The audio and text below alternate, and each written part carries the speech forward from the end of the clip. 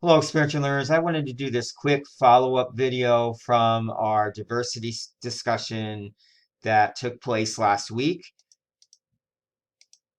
And as you hopefully recall, we asked you to examine your assumptions, biases. We asked you to kind of look at your internship through a diverse lens or diverse perspectives. We also threw in there topics such as cultural programming and how you can become comfortable with any discomfort that may be occurring in your internship.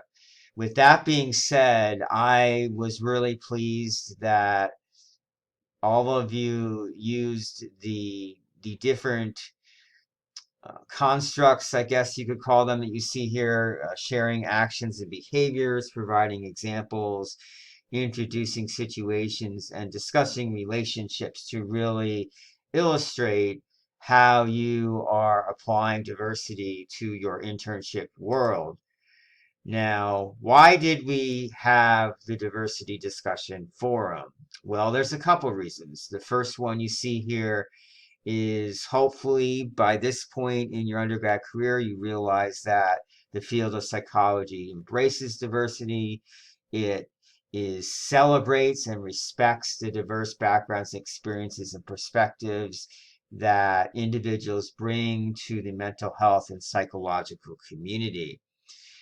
Another reason we had the diversity discussion forum is for you to really examine your assumptions and biases that may be serving as obstacles to learning and growth. So if we're not aware of our biases, they're going to get in the way of learning and growth.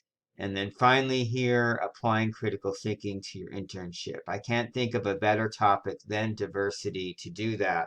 And as I mentioned earlier, we had you uh, look at some pretty serious critical thinking questions or analyze some critical thinking questions that all of you were able to effectively apply to your internship.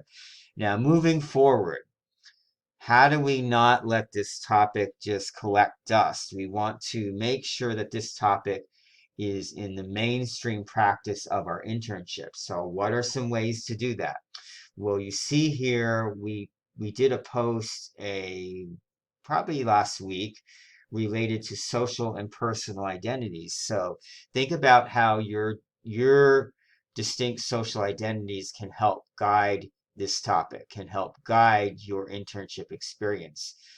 We want to make a deliberate effort to interrupt the biases that we might bring to our internship experience. So the if we have a rather narrow view of the world, for example, we want to try to interrupt that narrow view of the world, and we want to have a growth mindset approach where we are looking at the out-group experiences, as we talked about a little bit in the uh, discussion last week.